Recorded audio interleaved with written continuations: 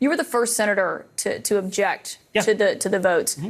In 2024, will you certify the election results? Do you plan to object, or will you accept the results regardless of who wins the election? So, Caitlin, I got to say, I think that's actually a ridiculous question. It's a yes or no question, though. No, it's not. Let me explain why it's a ridiculous question. It's not a question. You've ever asked a Democrat that?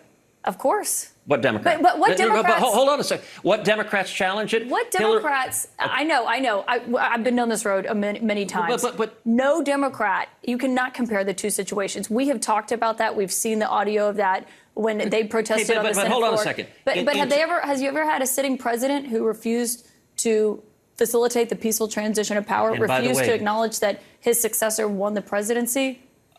So, A, we did have a peaceful transfer of power. I was there on January 20th. I was there on the swearing in. Barely. B, if you look at in 2000, Democrats went to the Senate, or 2001, Democrats went to the Senate floor and objected to George W. Bush. In 2004, they went and objected. And what did the president do? In 2016, Democrats went and objected to Donald Trump. And so... Look, and what happened in 2016? Because I remember a guy named Joe Biden was vice president, and he went to the Senate floor and certified the votes. So do you want... Am I wrong? So you're asking, will you promise no matter what to agree an election is illegitimate regardless of what happens? And that would be an absurd thing to claim. Like, we have an entire election law system that people challenge elections. Elections get overturned. Voter fraud gets proven. That happens all the time. And the media engages in this weird game post-Donald Trump that you insist no voter fraud has ever existed. Why does every state have laws in place to challenge voter fraud if it occurs? The media Why do you have election challenges? This isn't a game. There was no widespread voter fraud. You only ask Republicans that. Because it was Republicans who tried to block the transition of power. You have to acknowledge that. So we've never seen it on a scale of what happened in 2020, and we've never seen the president refuse. He wouldn't even let Joe Biden get classified briefings at the beginning. I recall that. So my question for you again, free and fair election, will you accept the results regardless of who wins? Look, if the Democrats win, I will accept the result, but I'm not going to ignore fraud regardless of what happens. But was there fraud in 2020? Of course there was fraud in 2020. No, there wasn't, and you still objected. You know for a fact there was zero voter fraud. Really? What's your basis for that? Show me your evidence. We've spoken with Governor Kemp. They did 3 hand recounts in the state of Georgia. The director of CISA said that it was the safest, most legitimate election. But you're saying zero voter fraud occurred. That's what you just said. Nothing that would have changed the outcome of that election. Okay, but that's a different statement. But no, it's not. Because if it wouldn't have changed you said there was no voter fraud. There was no voter fraud that would have changed the outcome of the election, and you know that, Senator. So what I know is that what I stood on the Senate floor and objected, what I called for, I'll tell you, I wrestled with what to do in that circumstance. And the reason I wrestled with it is because I think there was significant voter fraud in 2020. And you wanted the 10-day commission, I know. But was there voter fraud that would have changed the outcome of the election? But do you know why I wanted a 10-day commission? Because I tried to look. I'm a Supreme Court litigator. I argue cases in front of the Supreme Court. I know. I tried to look through history and precedent. And the best precedent I could find was the election of 1876. 1876 was between Rutherford B. Hayes and Samuel Tilden. And what happened there were serious allegations of voter fraud, and Congress didn't throw its hands up and say, you know what? CNN demanded that I accept the results no matter what, so ignore the fraud. I got to go. But hold on. What did Congress do in 1876? How did the president handle it? What did Congress do in 1876? Senator, I have to know, you can't answer yes or no to this question. I'm asking a question. What did Congress do in 1876? You can't answer yes or no to this question. And Republicans, can you answer my question? Why are you refusing to answer my question? I'm conducting the interview with all due respect, Senator. And let me ask you, it's Republicans have twisted themselves in knots. It's just a yes or no question. I'm not twisting myself. I'm answering your question. You just don't like my answer. And what's your answer? Is it yes or is it no? So in 1876, what Congress did is it appointed an election commission. It consisted of 15 people, 5 House members, 5 senators, 5 Supreme Court justices. The election commission was charged with studying the evidence and making a determination of what voter fraud occurred, and that determined the winner. And what I called for in 2020 was to do the same thing, appoint an election commission, and 11 senators joined me. Senator, with all due respect, after it had been thrown out of many courts, after the Attorney General Bill Barr, because there was no basis for those court cases. No, so that's actually Senator, not. with all due respect, you asked me a question. Do you want me to answer it? And you didn't answer the question. Yes, I did. Court cases were thrown out. Hold on a second. The Attorney General said there was no widespread fraud. You're not clearly answering the question. I want to thank you for that. What question am I not? I'm answering every question. I think the country would have been a lot better off with a determination of what evidence of voter fraud there was that occurred, and instead the media didn't want to hear it and insists voter fraud never occurs. You ought to go back and look at the Carter-Baker Commission. It was the Attorney General, and my question was about it was the media. It was CNN that relentlessly pushed that propaganda. And by the way, never propaganda? That there was no widespread fraud in the election? That voter fraud doesn't exist, and anyone who says it does is wearing a tinfoil hat. That is propaganda. And by the way, you never asked Hillary Clinton this. You never asked Stacey Abrams this. You never asked Al Gore this. With all due respect, and every one of them said the Republicans who won were illegitimate. I haven't had any of them on my show. We'll talk to them. But I don't remember there being a president who was refusing to turn over the transition of power and facilitate it. And Trump didn't either. Joe Biden became president. My question was about 2024. You did not answer it. Let me say a final point for you. You said they haven't come. Thank you very much, Senator Ted Cruz. My opponent, Colin Allred, hasn't either. He ought to come to your show. Senator Ted Cruz, no answer to that question. Thank you very much.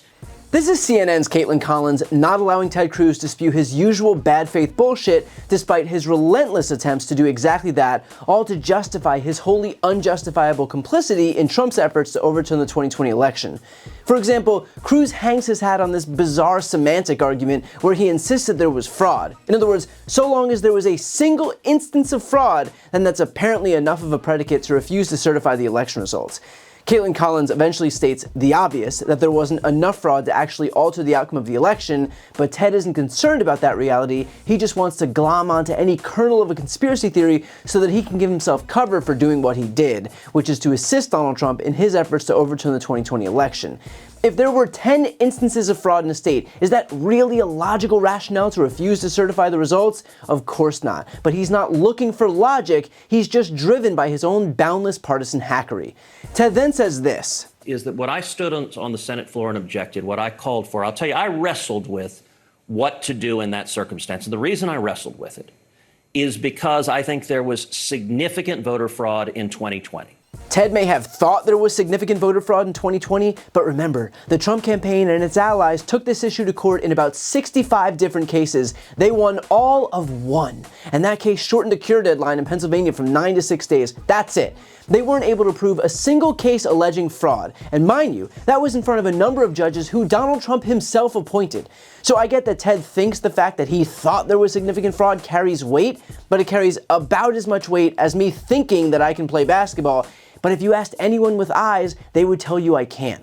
I believe it was Ted's friend Ben Shapiro who once mused, "Facts don't care about your feelings."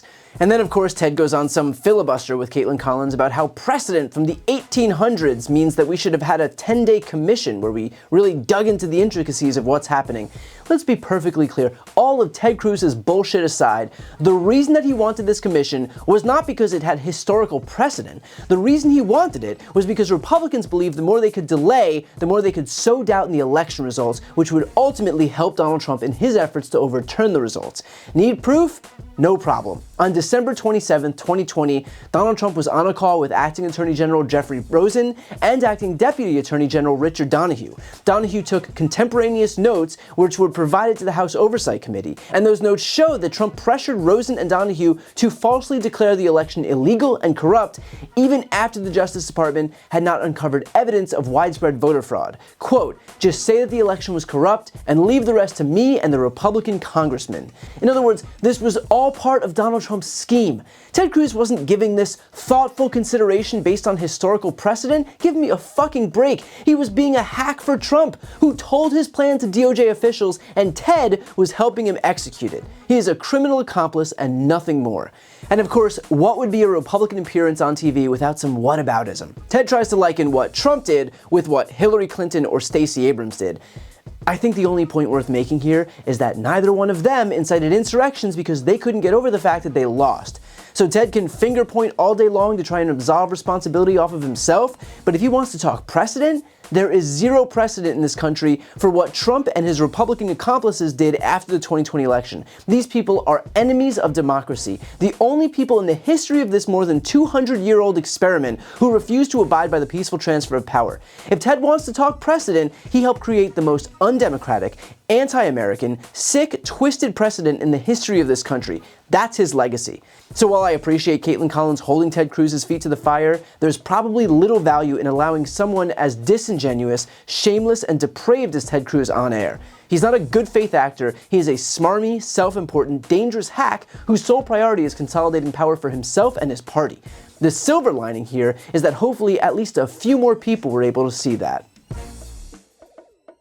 I've got a really exciting announcement. I've written a book. It's called Shameless. This book explores how Republicans have exploited their historical branding while attacking our democracy, how the media has proven itself a willful participant, and how Democrats can learn from this to rebalance the political scales and save our democracy. It has been a lifelong dream of mine to write my own book, and so I'd like to ask you to pre-order it by clicking the link right here on the screen. And if you buy within this pre-order period, your book is going to come with a signed nameplate. As you know, I've never had a single sponsor on my channel. I don't ask for money or anything like that, but if you're looking for a way to support me, this is hands down the best way to do it. So again, follow the link right here on the screen, and thank you from the bottom of my heart for pre-ordering Shameless. And as always, make sure to subscribe to see more of my content.